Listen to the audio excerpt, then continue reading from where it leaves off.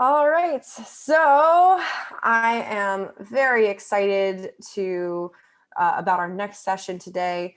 This is going to be a panel discussion called How I Built This, Practical Approaches to Finding an Audience, Supporters, and Paths to Growth. It starts in just a couple of minutes here. So we have Anand Vora, who is joining us from Public Interest Registry. And Anand, I just want to welcome you. I know we have a couple more minutes, but how's your morning going so far? Thank you. It's going great. Excited to be here. And it's a beautiful day here in Virginia. It's cooled down a bit, so Oh, can't very complain. nice. Yeah, last week was bad. It's not that bad right now, but I'm excited. I got to hear some part of your session. Very exciting. A lot of great questions. So audience, please keep those questions coming. And yeah, I'm really excited to introduce the three panelists very soon. How are you doing? Yeah, I'm good. This is, day 2 of the I summit. know. And so yesterday was really fun. Um, the nonprofit performance showcase that we did, like right at the end of the day, actually it was so cool. Like there was so many great performances. So that was fun. And so, That's yeah, I awesome. mean, yesterday was packed. And then today I'm just excited for all these sessions coming up. We're, That's great. we're doing a mixology class later. So No way. yeah, so that'll be fun. And so one of the things that I will probably be asking a lot of our speakers throughout today is, do you have any favorite drink, alcohol or not? Oh, that's going to be tough to give only one. That's cool. That's very cool. Yeah. I missed I work commitment. I missed yesterday's session, so I'm guessing there's a recording. So look forward to seeing the recording and going through the sessions. Awesome. Yeah, no, Yeah. I'll definitely get those sessions too, so you can take a look. A lot of them were just absolutely fantastic. And so this is going to be another fantastic session. So everyone here is in for a treat. It is 9:15, so I will give it away to you to get started with the panel discussion today. And thank you, panelists, for joining. So this is going to be fun. Thank you. I think Robin's going to go first. I'll let him take over. Yes, that's right. Thanks, Anand. Audience, before we actually kind of kick off the panel, we thought we'd kind of just take some feedback from you about the things that you care about and things that you want to actually hear about during the panel. So I'm going to share my screen. So we've got something a little bit interactive. Let me, hold on one second. Okay, here we go. So on your screen, you're going to see a QR code. You can use your phone to kind of open up your Photos app, hold the camera over the QR code, and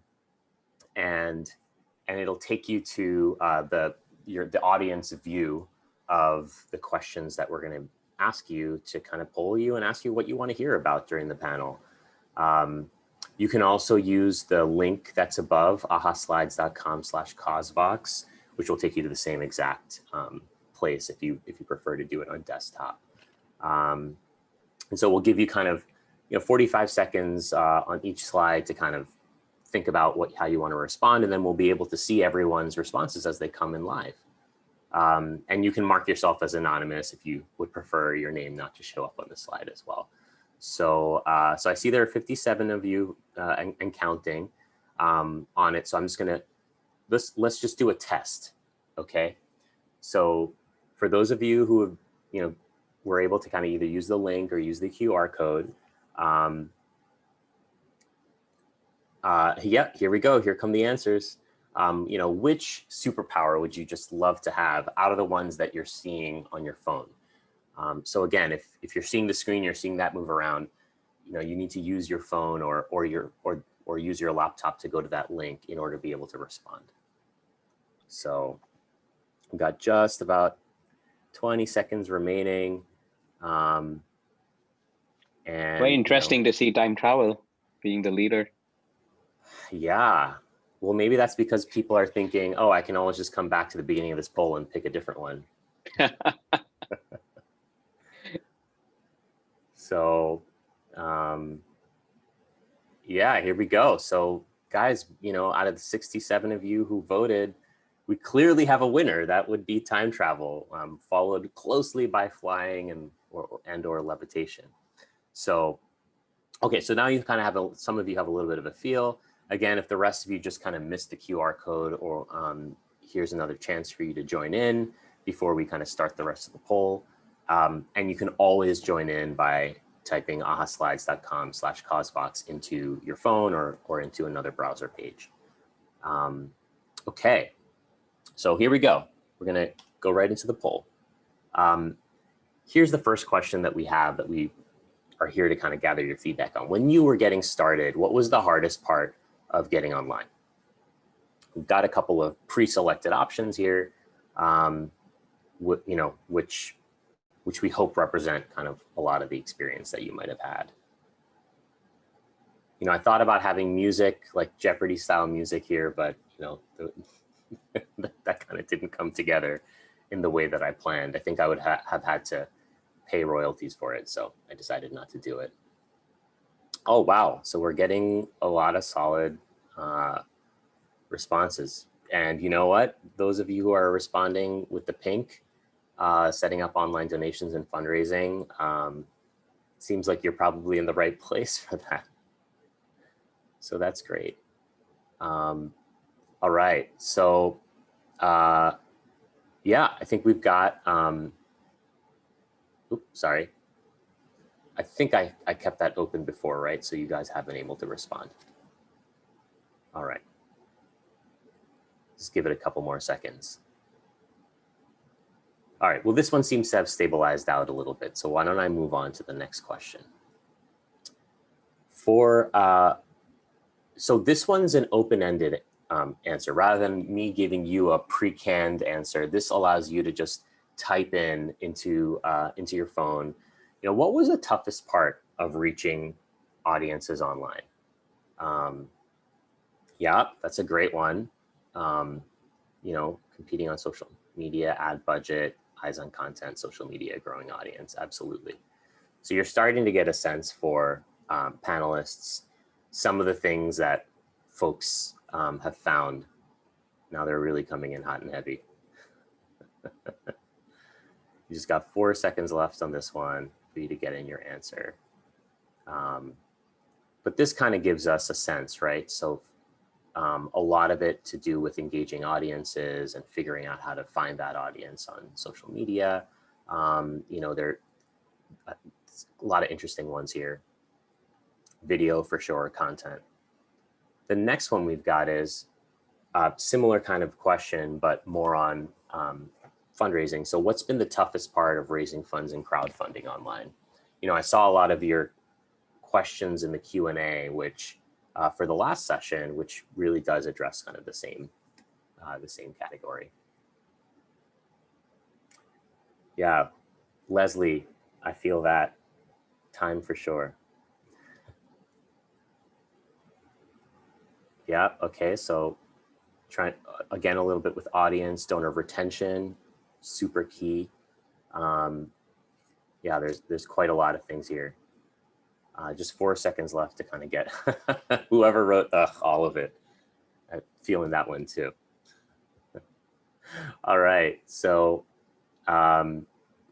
let's now move on to the last question, which is, these are some of the topics that we were kind of thinking about addressing during the panel, or at least have the ability, our panelists really do have the ability to kind of talk to you about a lot of these things. What would you guys most like to hear about?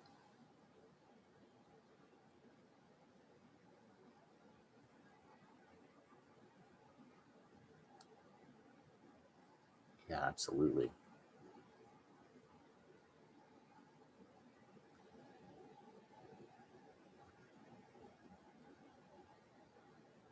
Oh yeah, I've got a couple answers there for finding co-founders. Alec, we know a lot about that one, don't we?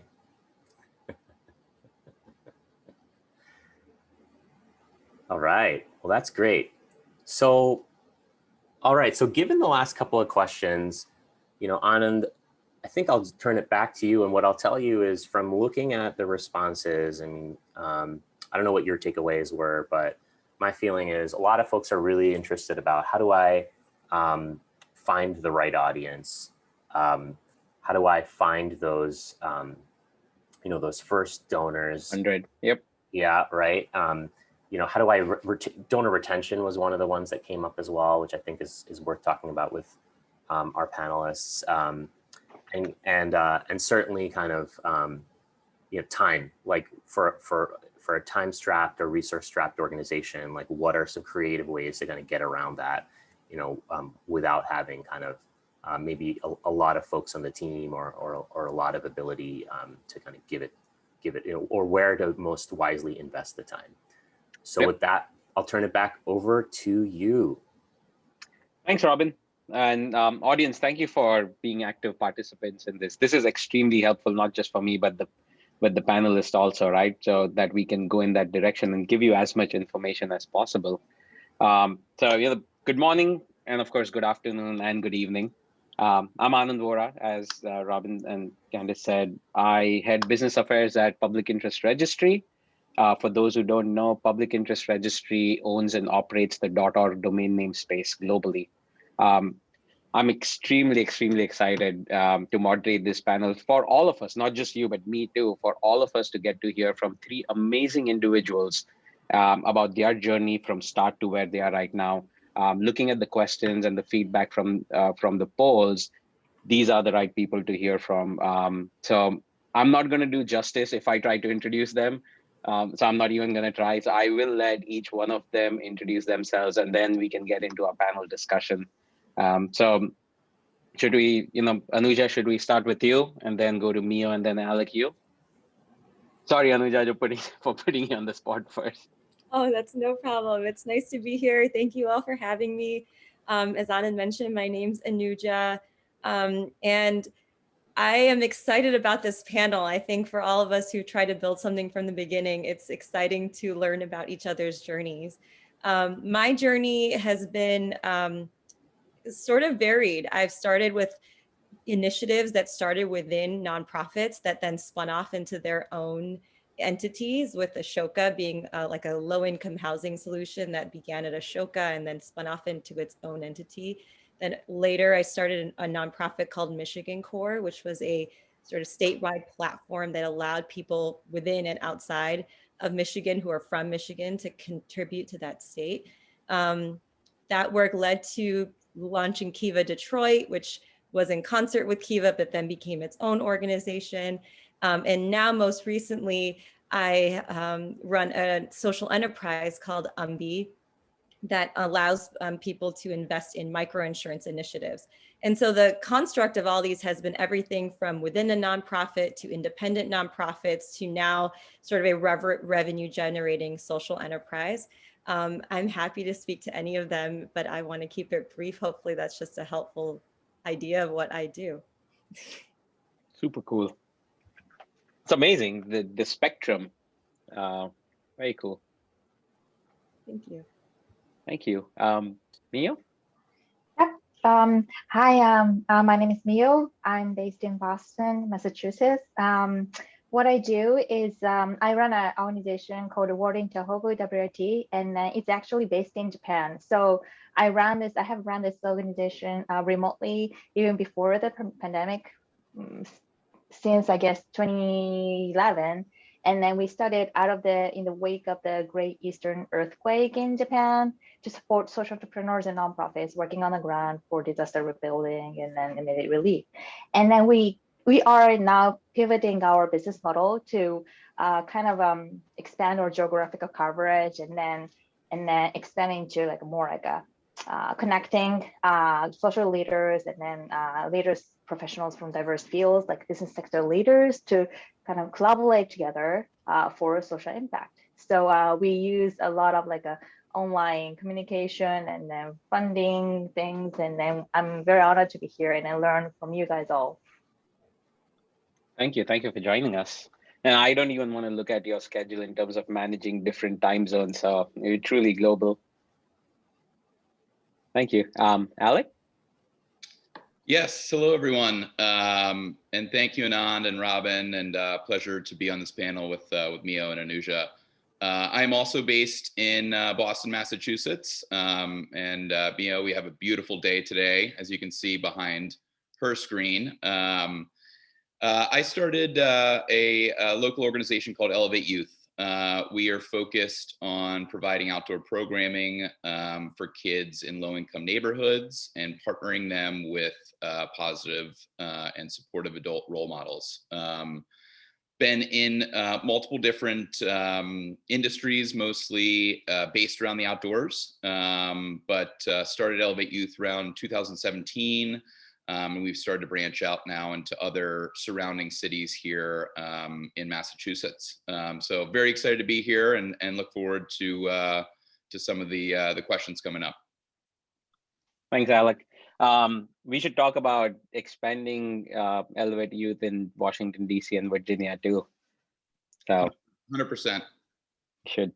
Thank you, all three of you, and really appreciate you guys taking your time out and joining us today. Look forward to the conversation.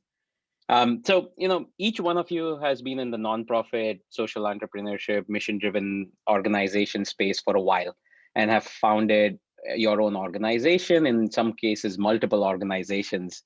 And, from my interaction with people and individuals, organizations in this space, especially the newly formed nonprofits and social ventures, some of the key things that have come out of my interaction and conversation with them, especially in what is needed for going live and getting the first initial success, is in line with what the audience showed in the polling. Was getting members, generating advocacy, finding the right content, finding and growing supporters and donors, and raising funds in turn, right? And as the organizations grow, other areas come into focus, which again, if we'll have time, we'll get to that. But these are the few key things that almost has been a common theme in my interaction with startup nonprofits and mission-driven organizations. So to start off, my first question, it's a three-part question, and it's for all three of you, is how did you find your earliest supporters? How many of them turned into donors and were repeat donors? And more importantly, how did you get to that first 100 donors? That the first 100 thing has been another constant that's come out, is like a benchmark of, okay, that's the first level, and then grow up from there. So, how did you do all of these three things? And it's for all three of you. So even Alec, that you are on my screen right now, can we go with you? Sure, no problem. Yeah, I think for me personally and for the organization, it's starting with your own network, right? With your friends and families first, right? And being able to bounce ideas off of them, use their networks. So starting small, right? But definitely thinking about setting goals that are attainable, that aren't giant, we're going to raise $1 million in the first year. Small goals. And I think that sort of small aspect is super important. For us, it was, doing every tabling event you could do. And maybe you get one or two individuals out of the 100 people you speak to, but having that human interaction and being able to express what your mission is and what your passion and what your organization is all about is so important. I think, reaching the first 100 donors definitely takes time, right? And those 100 donors may be at the $25 level or at the $2,500 level.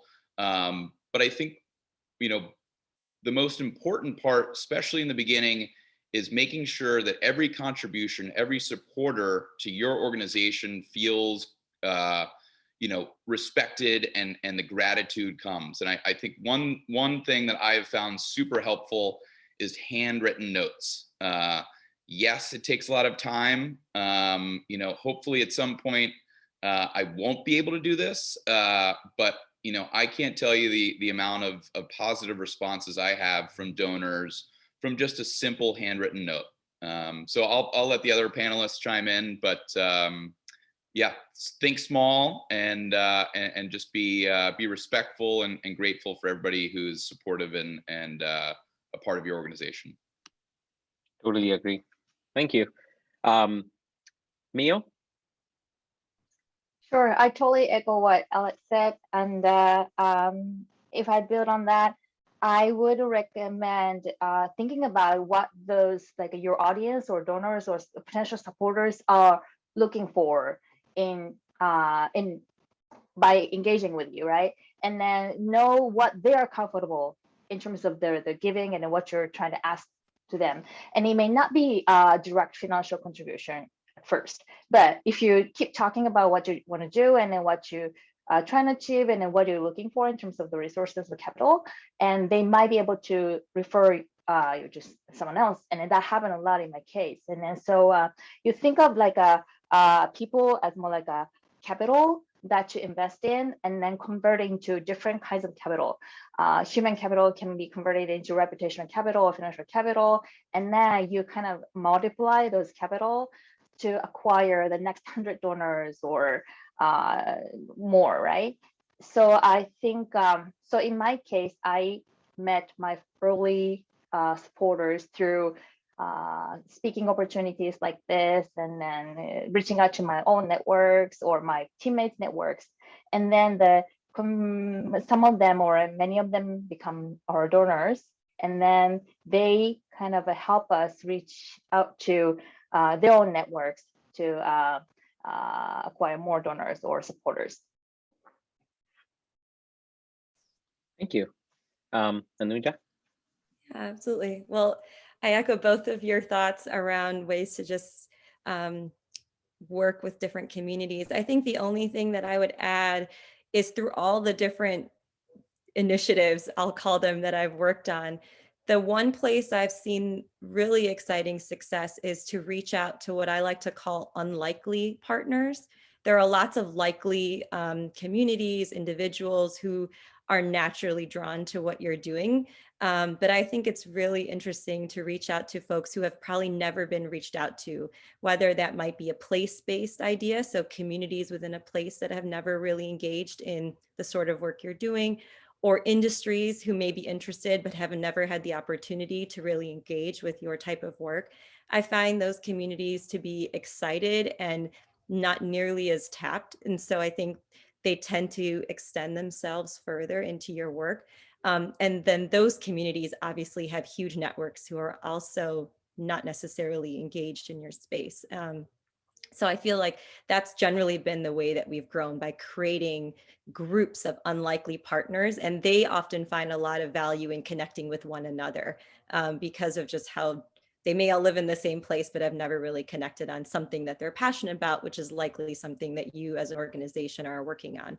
And then secondly, I felt that for all of our initiatives that are early stage, it was really helpful to define a very specific purpose to early donations, because they realize that we're new, we're trying to do 100 things, we have big aspirations, usually a big mission statement, but to create like real concrete definition of this $25 or this group of funds this is our first big thing that we're trying to do, and you're helping us reach this very simple first step. I think it made it much more tangible. It made the $5 and $10 donation to a brand new organization with a huge mission seem like a viable thing to try. And then over time, communicating with those donors about those early successes created sort of recurring donations when it came to bigger asks, or, hey, we did this, now we're going to try this. And I think all of us, the mission is huge, but the steps to get there are obviously 1, 2, 3, and 4. So I found those to be useful. I hope that's helpful. Yes, and that makes total sense, right? Because it's, especially when you're starting off, you have to build the confidence within yourself and organization, but also with your current and potential future donors. So it kind of, in business term, it gives you proof of concept. And the more the baby steps you take, they say, right, crawl, walk, run. And once you get momentum, then the donors become more comfortable with bigger donations. Makes total sense. But I want to go back to what you said, unlikely partners. That is very interesting, because I was thinking about it, and you're right, because this would be what they would be hearing in their world or their area would be so different. So when you reach out to them, it's an aha moment, I'm guessing, a lot of times, where these unlikely partners be like, oh, I have never thought about this, or I've never thought about tackling this issue. So I guess it breaks the monotony in their work and makes them take a step back and think. So that is very interesting, in which I'm going to make a note of too. So, what I'm hearing is starting small, connecting with your audience, making sure that not just looking at friends and family, but looking at like-minded people, but also tangentially unlikely partners, but closer to this. And then I completely agree, defining the purpose, because at the end of the day, it's an elevator pitch.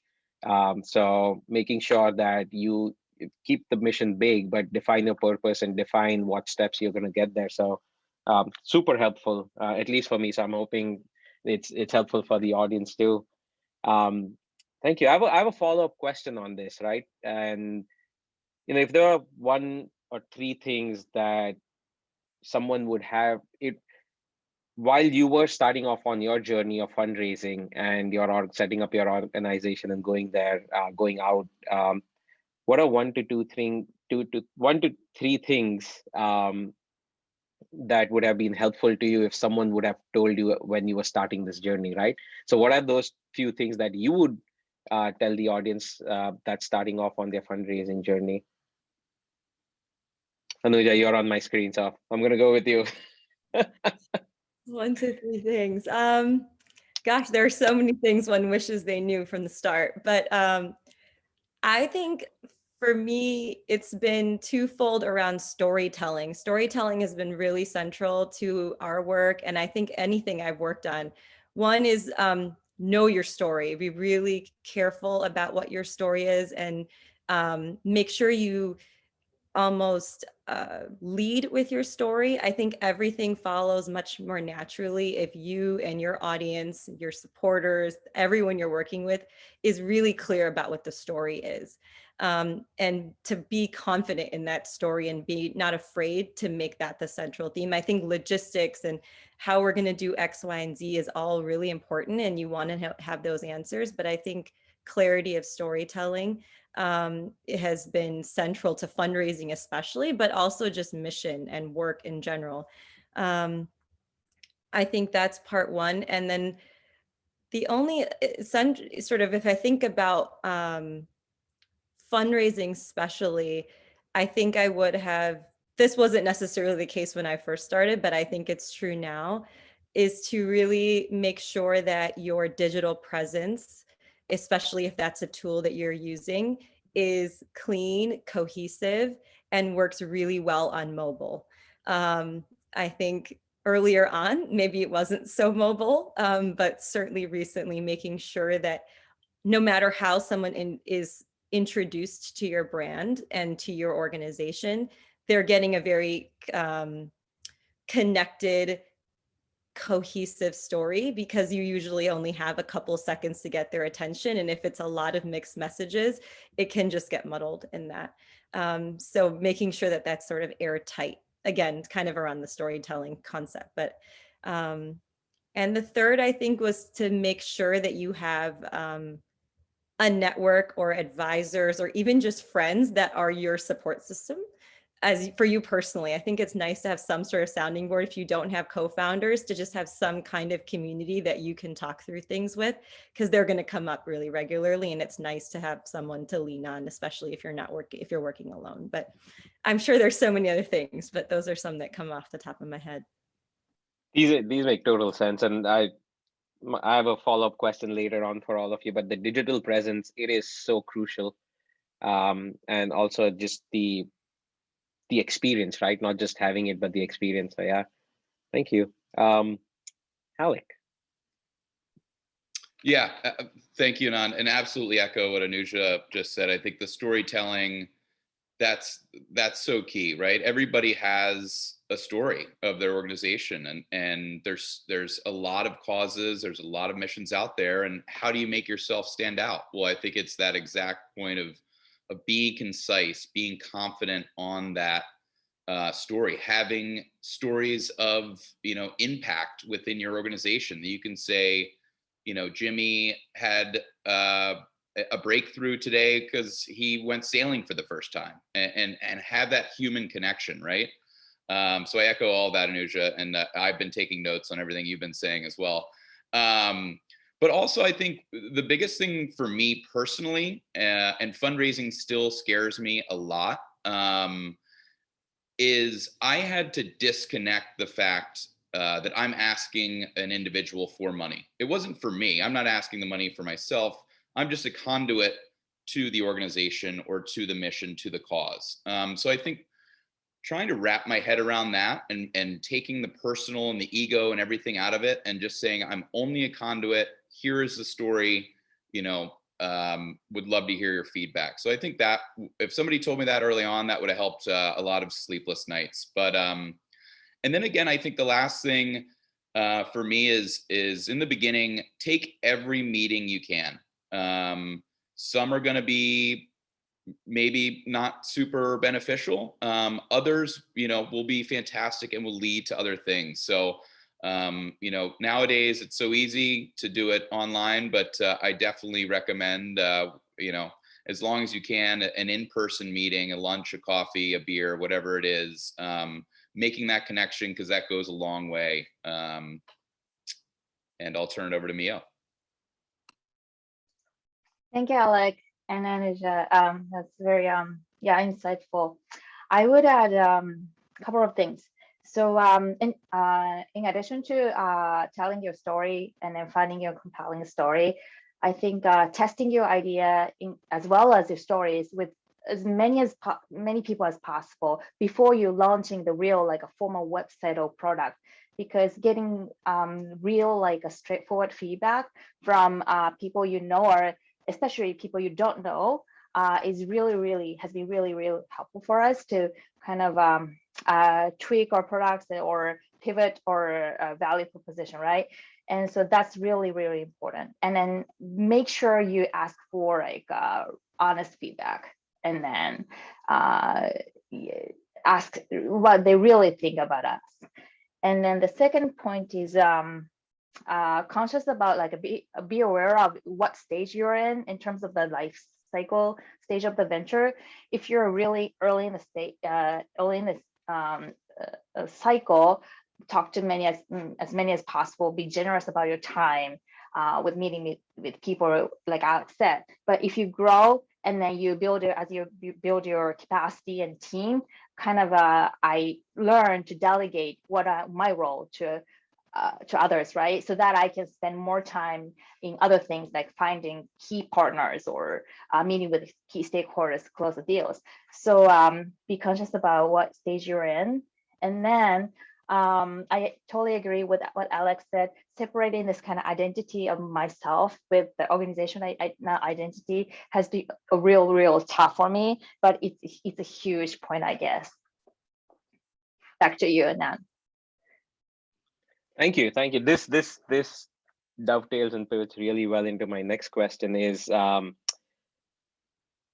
storytelling and connecting with the audiences, and just making sure the experience is seamless, for all of those. And in this digital world, we have so many different avenues to do this.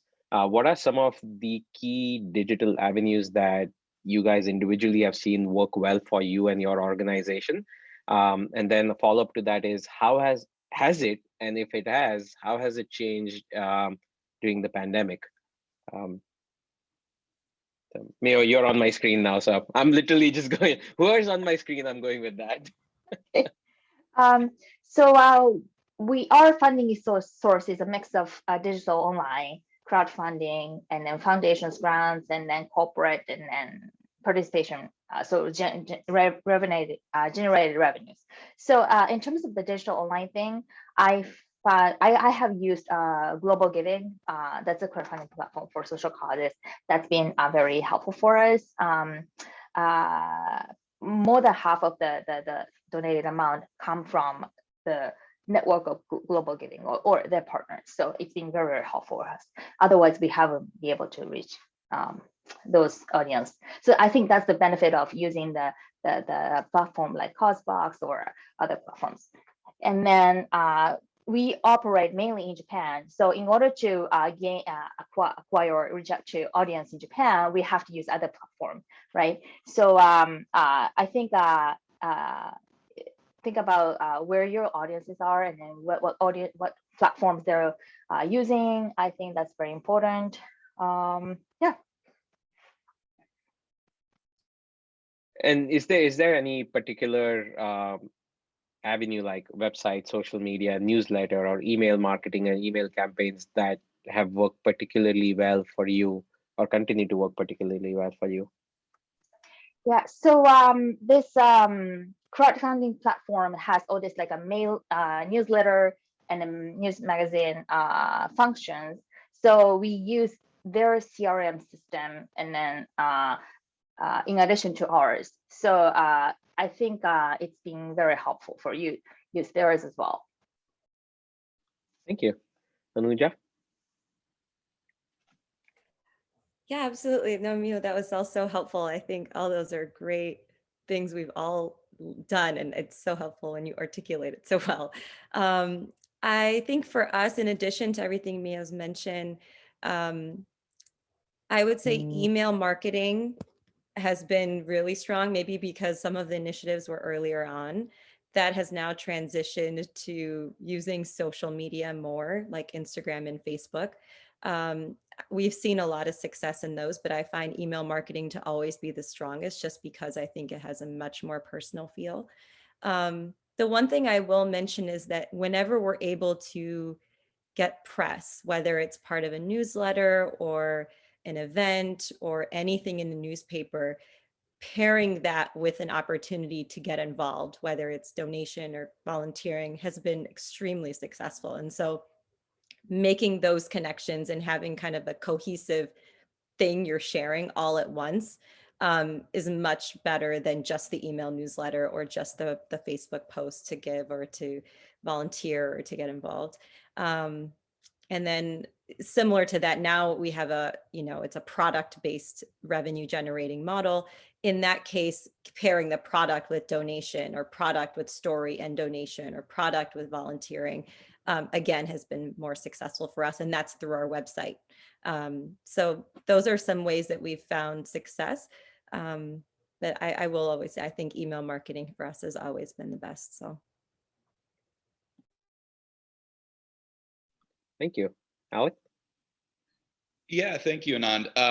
I think for us, as far as platforms that have been beneficial in reaching supporters and volunteers and donors, I would definitely pick out Instagram as being something that's really been powerful for us. Imagery is obviously important, having the right content. As a youth organization, we try to keep it fun and light. And I think that is obviously something in today's world that people gravitate towards.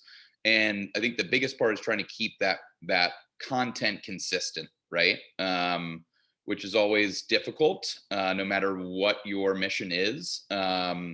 But that has been, I've been absolutely amazed with that specific social media platform of the folks that have reached out and the impact that it's created on our organization. And I'll echo just what Anuja said on always having that get involved, that, it's not maybe, donate. I love the word get involved, or be a part of the team, or be a part of the mission, right?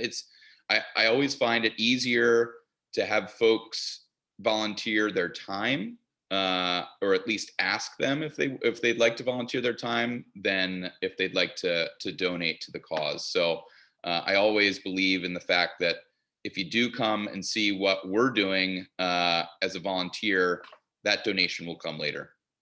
So social media has been very helpful. I will say for us, email marketing hasn't been maybe the most successful. And I would actually put that maybe more on myself and our team, is that, we do 4 a year. And I think for us, that's just hasn't been something that we've focused on. So I'm glad to hear that it's successful for others. And I think you just need to find whatever it is within your organization that you can focus on, maybe one or two, email marketing, social media, website. You're not going to get it all right in the first time. Everybody's still working on it, but focus on one or two and do your best.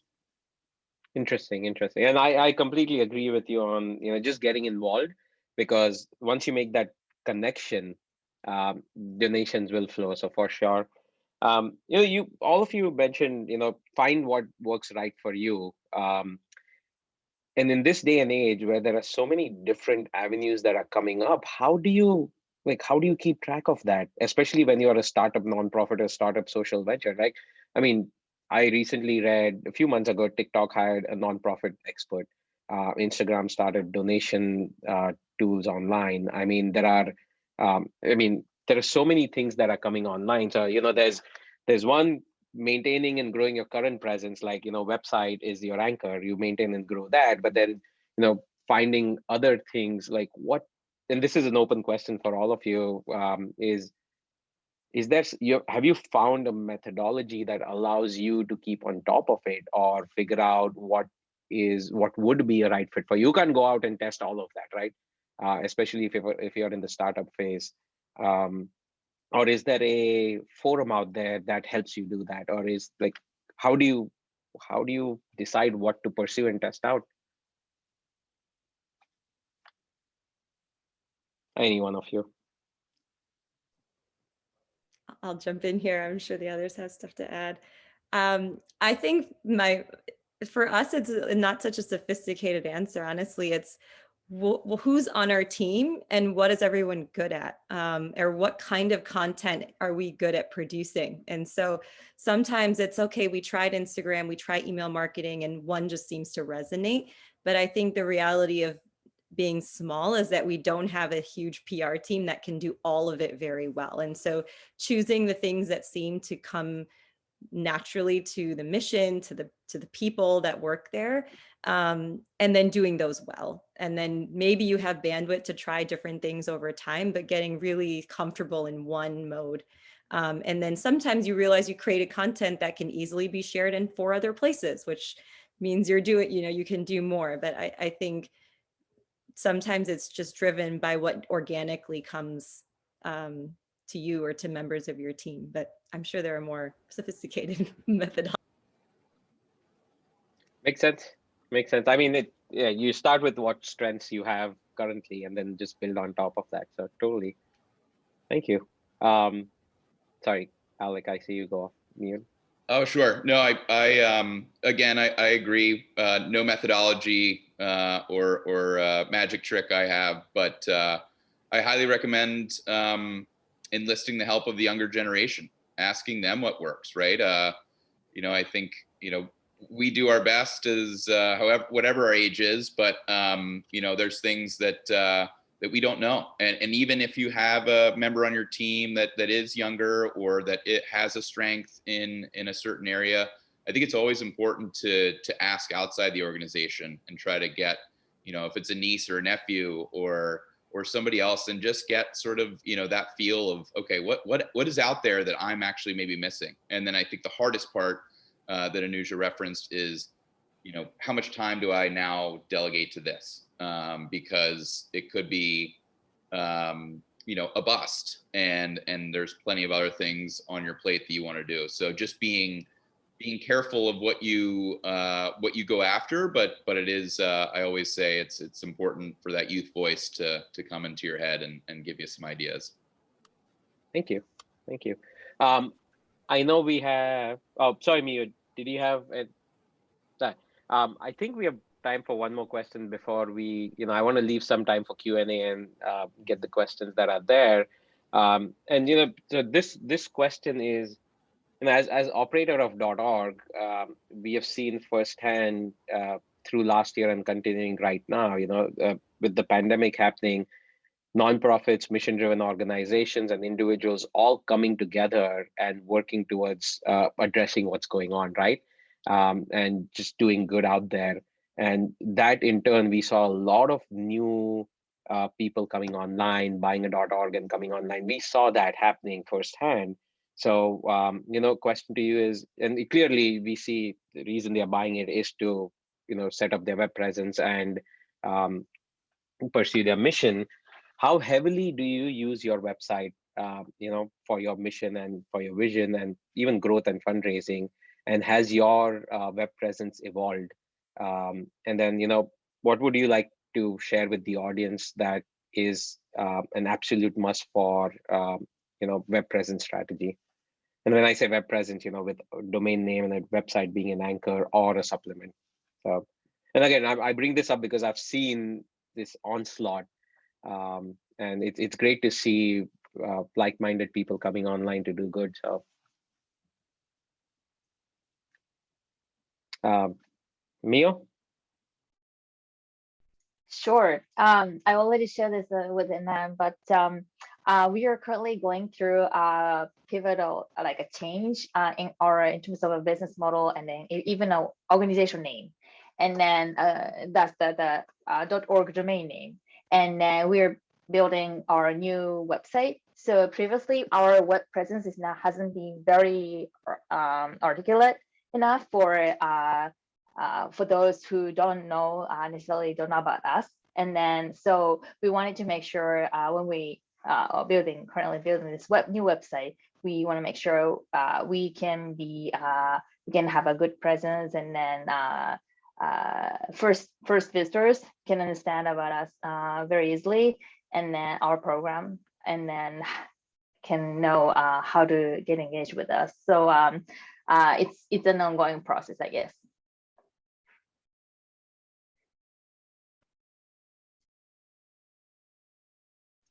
Yeah, Alec.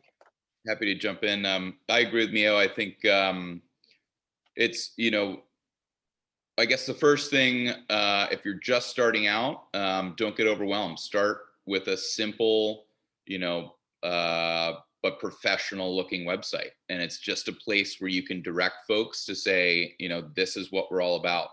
But then it should always be evolving, right? And for me, who maybe isn't the most tech savvy person in the world, it is reaching outside and looking within your network or within other folks' networks who can help out. And I think you should always be revisiting your website, because as organizations, as you evolve, your website needs to evolve. We specifically at Elevate Youth use our website to keep our supporters and our donors up to date of what we're doing. But I don't think that's the first thing that really gravitates people towards us. That's more something that we push them towards to say, hey, check out this new initiative that we're doing, or look through some of the imagery. So I think that is one thing, and then just making sure the imagery and there isn't a whole lot of content as far as text on each page. And I say that thinking about our website now, I know we have some pages that's full of text, but I know that it is, I've heard the research, I've heard it. It's just capturing, that homepage with that one picture that you may have, whatever it is, smiling a kid or a conservation effort, whatever it is, then that grabs folks and then they can dive in.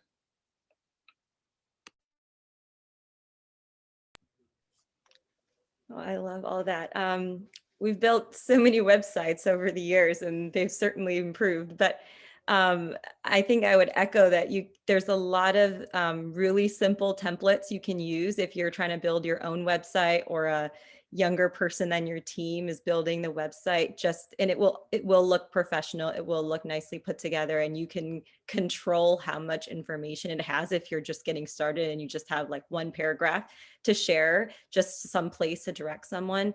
I see the website as kind of your digital little personality. It's the landing page through which most people will feel like they're learning about you. All the social media avenues are helpful, but it's really hard to get a full snapshot about an organization from those because of the sort of bite-sized nature of content. But to get a full continuous story, I think the website's kind of really the only place. I mean, right now we run almost like a e-commerce type organization. And so we've taken a lot of lessons from websites that tend to have a lot of traffic, looking at, and sort of what Alec was saying, like what types of websites do you love looking at?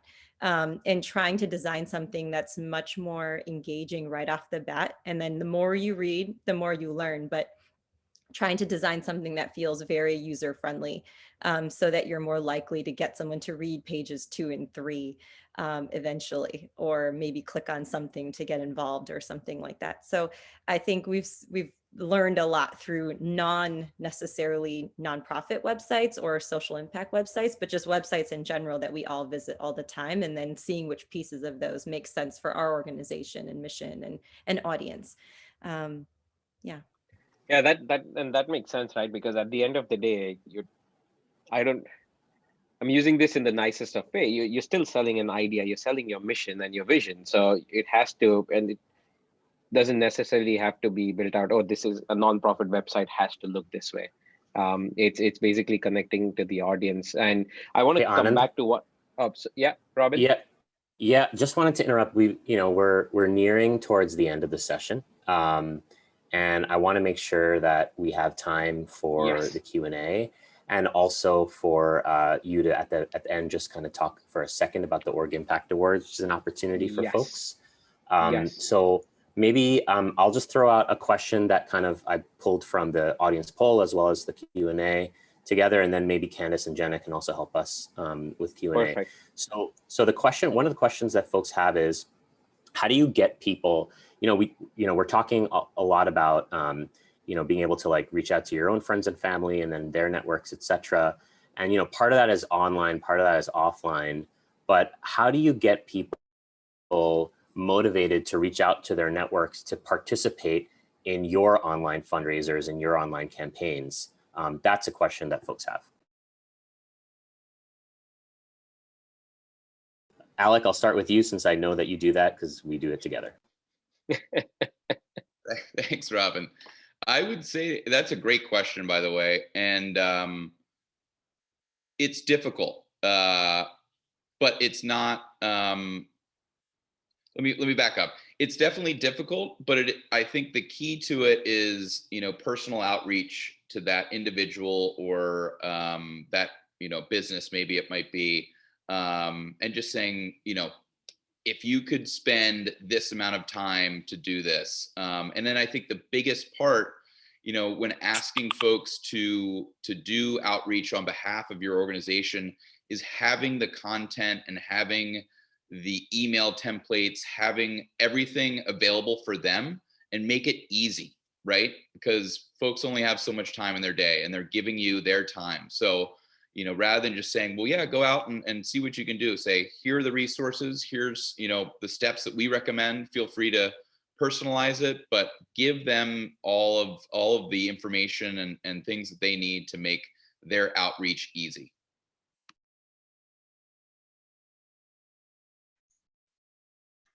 I totally agree with what Alex said. And then I would add, especially when you're small and in the startup stage, what I did, I was looking for more like a big, like established partners to do those kind of fundraising thing together.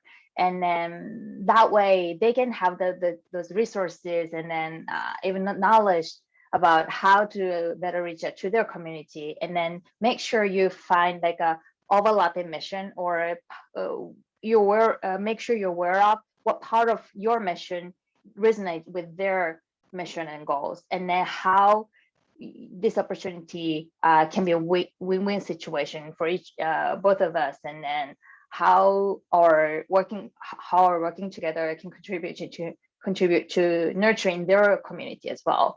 So I think that would be my advice. And just a small thing I would add, I've noticed a number of organizations have done something where they create kind of an ambassador program or maybe some other title. And so if you have between, all of your network, 20 or 30 people that you're asking to do a particular task, then there are opportunities to get all 20 or 30 of them together, give them sort of a title or something that helps them identify with how they contribute to your organization, And then they also get a chance to meet with each other and connect on something that they care about as it relates to your work. And so I think for them, it feels like a real thing they're doing in addition to their day job, or it just cultivates some part of their identity that I think makes people feel like this is part of them and they're contributing in a concrete way. Thank you. Thank you. Robin, do we have time for one more question, or should I jump into closing remarks? Let's try one more. How do you differentiate? Rebecca has a question, which is, how do you differentiate messages for donors and recipients without alienating anyone and making sure to respect all parties with all sorts of financial means? So, you know, different donors have different capabilities. How do you do that?